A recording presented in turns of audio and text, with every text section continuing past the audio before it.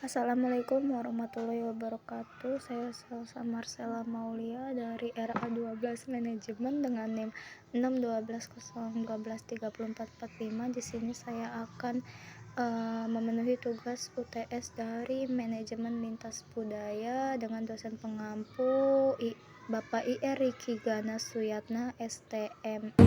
Nah, di sini langsung saja ke materinya ya. Di sini ada definisi dari manajemen lintas budaya. Menurut Adler 2002, manajemen lintas budaya atau cross-cultural management merupakan perilaku orang-orang dalam organisasi seluruh dunia dan menunjukkan kepada orang-orang bagaimana bekerja dalam organisasi dengan karyawan serta kelompok pelanggan dari budaya yang berbeda. Kemudian definisi dari manajemen itu atau kata kuncinya ada keyword sebagai kata kunci, yaitu PDCA atau POAC yang berarti plan, perencanaan, DO, lakukan, cek, periksa. Kemudian ada ACT, tindakan lanjut, dan ada goals, yaitu tujuan yang telah dicapai. Kemudian ada unsur dari manajemen. Yang pertama ada manusia, yaitu orang-orang yang terlibat dalam kegiatan manajemen seperti pimpinan, karyawan, atau tenaga kerja. Kemudian ada money atau uang, dana yang digunakan untuk mendukung seluruh proses manajemen termasuk pembiayaan operasional, produksi, hingga pemasaran. Kemudian ada material atau bahan, segala bentuk bahan baku atau sarana yang dibutuhkan dalam proses produksi atau kegiatan organisasi. Lalu ada mesin atau machine, alat atau teknologi yang digunakan untuk membantu proses kerja agar lebih cepat dan efisien. Kemudian ada metode, cara atau sistem kerja yang digunakan untuk mencapai tujuan dengan efektif dan efisien. Kemudian ada market atau pasar, mengacu pada konsumen atau target audiens dari produk atau jasa yang ditawarkan oleh suatu perusahaan. Kemudian ada budaya dan kebudayaan. Kata budaya dalam bahasa Indonesia berasal dari bahasa Sanskerta yang artinya budaya, bentuk dari jamak Buddha, yang berarti hal-hal yang berkaitan dengan budi dan akal dari manusia. Sandi Suwardi Hasan 2016 halaman 14. Kemudian ada kata budaya atau kultur, berasal dari bahasa Latin clore yang berarti mengerjakan, mengelola, memelihara ladang. Pengertian ini kemudian meluas ke hal-hal rohani dan cara hidup, way of life, yang memancarkan identitas suatu bangsa.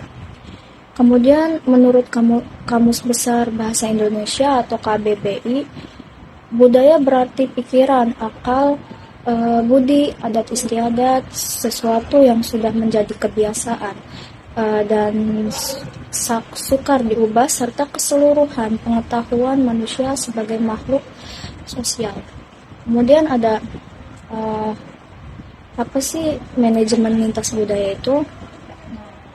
Studi tentang bagaimana budaya mempengaruhi perilaku dan interaksi dalam organisasi, serta bagaimana manajer dapat efektif mengelola tim dan proyek yang melibatkan orang-orang dari berbagai latar belakang budaya. Kemudian dalam dunia yang semakin terglobalisasi, pemahaman lintas budaya menjadi sangat penting bagi keberhasilan bisnis dan organisasi. Perusahaan yang mampu memahami dan mengelola perbedaan budaya akan lebih siap bersaing di pasar global.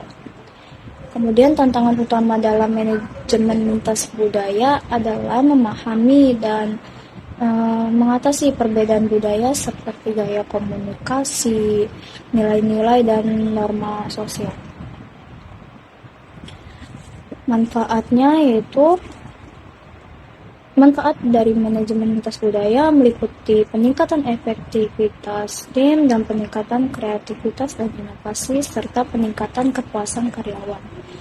Bisnis digital yang mampu memahami dan mengelola perbedaan budaya akan lebih siap bersaing di pasar global dan dapat memanfaatkan keanekaragaman budaya sebagai aset untuk mendorong inovasi dan pertumbuhan.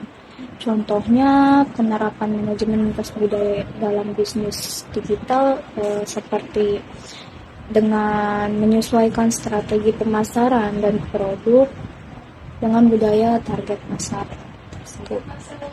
Kemudian ada budaya dari organisasi. Budaya organisasi sistem makna bersama yang dimuat anggota, membedakan organisasi dengan yang lain, mencakup nilai, keyakinan, dan asumsi yang mendasar perilaku. Stephen P. Robbins dan Timothy 2008. Budaya organisasi sangat penting karena membentuk identitas nilai dan perilaku anggota, mempermudah koordinasi dan komunikasi, serta meningkatkan komitmen dan kinerja untuk mencapai tujuan bersama. Lalu pengondisian budaya yaitu pengondisian budaya atau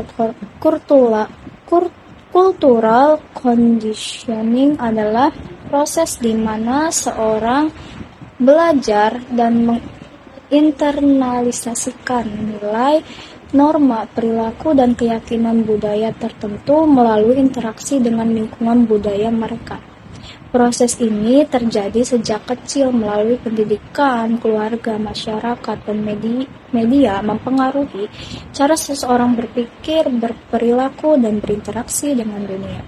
Contohnya, pengkondisian budaya adalah belajar nilai-nilai seperti kerukunan, gotong royong, dan menghormati orang tua yang merupakan nilai-nilai penting dalam budaya Indonesia. Kemudian ada status kepemimpinan dan organisasi. Kepemimpinan yang efektif dan organisasi yang mendukung keberagaman budaya adalah kunci keberhasilan manajemen lintas budaya. Pemimpin yang mampu memahami dan menghargai perbedaan budaya serta mampu membangun lingkungan kerja yang inklusif akan mampu memanfaatkan potensi penuh dari karyawan mereka yang beragam. Status kepemimpinan dan organisasi, contohnya pemimpin yang berupaya memahami preferensi komunikasi di berbagai negara, seperti menggunakan bahasa yang jelas dan struktur di negara dengan budaya individualis, misalnya Amerika, atau menggunakan pendekatan yang lebih informal dan personal di negara dengan budaya kolektif, misalnya itu Indonesia. Organisasi yang memiliki kebijakan yang jelas mengenai diskriminasi dan pelecehan serta memiliki program pelatihan yang dirancang untuk meningkatkan kesadaran budaya di antara semua karyawan. Lalu akar kulturisasi organisasi yaitu karakteristik inti yang dihargai bersama oleh semua anggota organisasi membentuk identitas dan kepribadian perusahaan. Mencakup nilai-nilai, keyakinan, sikap, sistem, dan aturan yang mempengaruhi perilaku karyawan. Akar budaya organisasi dapat diwujudkan dalam berbagai bentuk seperti pemimpin yang menjadi role model, sistem yang menghargai sistem penghargaan yang adil, atau komunikasi yang efektif antara manajemen dan karyawan. Budaya organisasi memiliki beberapa fungsi penting termasuk menetapkan batas perilaku, menumbuhkan rasa memiliki, dan mendorong komitmen anggota terhadap tujuan organisasi. Kemudian beberapa budaya penting di dunia yaitu ada Amerika Serikat, melting pot, atau berbagai variasi budaya yang berbeda berkontribusi dalam menyumbangkan rasa mereka sendiri yang berbeda untuk satu budaya. Amerika Dream, etos nasional EAS, merupakan seperangkat cita-cita mengedepankan kebebasan, liberty, bentuk ideal dari demokrasi, hak asasi, kemerdekaan, kesempatan, dan kesetaraan untuk mendapatkan kebebasan dalam meraih kesuksesan dan kemakmuran. James Truslow itu American Dream. Kemudian ada Tiongkok atau Cina. Orang Tiongkok ada Chinese food hampir di seluruh negara di dunia. Nah, 6 aspek etos kerjanya yaitu 1. Tidak pernah takut untuk bermimpi. Mereka juga tidak pernah malu untuk memulai bisnis dari awal, from start to from zero. Kemudian ada terus bekerja dan selalu belajar agar tidak tertinggal dalam aspek teknologi dan isu kekinian. Ketiga yaitu tidak akan pernah menyerah meski berulang kali usaha yang mereka rintis gagal. Yang keempat ada sangat disiplin dalam menabung karena termotivasi. Kemudian yang kelima adalah sejak kecil diajarkan untuk mengenali bisnisnya dengan baik, dengan mewajibkan untuk memahami proses produksi dengan detail agar menghemat pengeluaran. Kemudian yang keenam, tidak tabu untuk bekerja sebagai karyawan atau bekerja untuk orang lain, namun tetap akan mandiri menjadi pengusaha di masa depan setelah memiliki modal materi dan pengetahuan yang cukup. Ivan Karsono and Suprajitno 2013. Kemudian ada Melayu, salah satu peletakan dasar peradaban Asia Tenggara.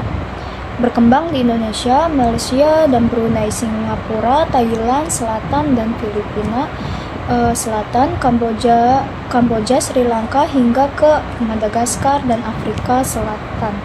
Masyarakat Melayu mengatur kehidupan mereka dengan adat agar setiap anggota adat hidup beradat seperti adat alam, hukum adat, adat beraja, adat bernegeri, adat berkampung, adat memerintah, adat berlaki bini, adat bercakap, dan sebagainya. Nah, adat fenomena keserumpunan yang mendasari kebudayaan Melayu, warisan budaya Melayu kepada dunia yang utama, karya sastra dan adat istiadatnya yang khas Islam Nusantara. Agama Islam supra sistem adat, pengaruh utama dibandingkan adat istiadat. Hubungan antara Islam dengan Melayu bagaikan dua muka mata yang tidak dapat dipisahkan. Selain itu, dengan Islam, orang Melayu yang mendasarkan budayanya dengan teras Islam selalu memandang bekerja merupakan ibadah, kewajiban, dan tanggung jawab. Kemudian bisnis internasional lintas budaya. Nah, bisnis internasional lintas budaya praktik menjalankan bisnis di seluruh dunia, mempertimbangkan perbedaan budaya, bahasa, dan nilai-nilai yang ada di berbagai negara. Pemahaman lintas budaya sangat penting untuk kesuksesan bisnis internasional karena dapat membantu perusahaan menghindari kesalahpahaman, membangun hubungan yang kuat, dan meningkatkan daya saing di pasar global. Kemudian, mengapa pemahaman lintas budaya itu penting dalam bisnis internasional? Karena mengurangi kesalahpahaman. Perbedaan budaya dapat menyebabkan kesalahpahaman dalam komunikasi, negosiasi, dan bahkan dalam produk atau layanan yang ditawarkan. Membangun hubungan yang kuat seperti pemahaman tentang budaya lokal membantu perusahaan membangun hubungan yang lebih kuat dengan pelanggan, mitra bisnis, dan pemerintah di negara lain. Kemudian ada meningkatkan efektivitas komunikasi lintas budaya dalam bisnis internasional, membutuhkan komunikasi yang efektif dan sensitif terhadap perbedaan budaya. Lalu ada meningkatkan daya saing. Bisnis yang memahami dan menyesuaikan diri dengan budaya pasar lokal dapat lebih efektif meninjau pelanggan dan meningkatkan daya saing. Kemudian, tantangan bisnis internasional lintas budaya. yaitu yang pertama ada perbedaan bahasa, memastikan komunikasi yang efektif dengan bahasa yang berbeda membutuhkan penerjemah yang tepat dan pemahaman akan nuansa bahasa.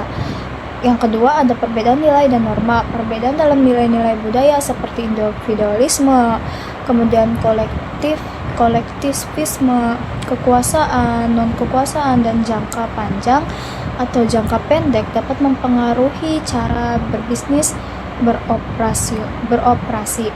Kemudian ada perbedaan praktik bisnis.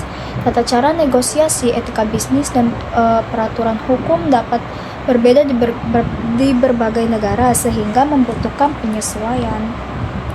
Lalu ada contoh penerapan bisnis internasional di lintas budaya.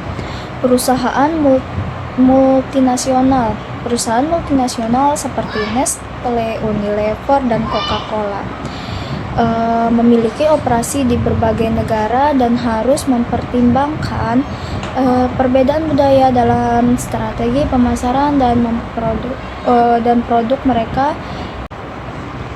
Kemudian ada contoh penerapan bisnis internasional lintas budaya. Perusahaan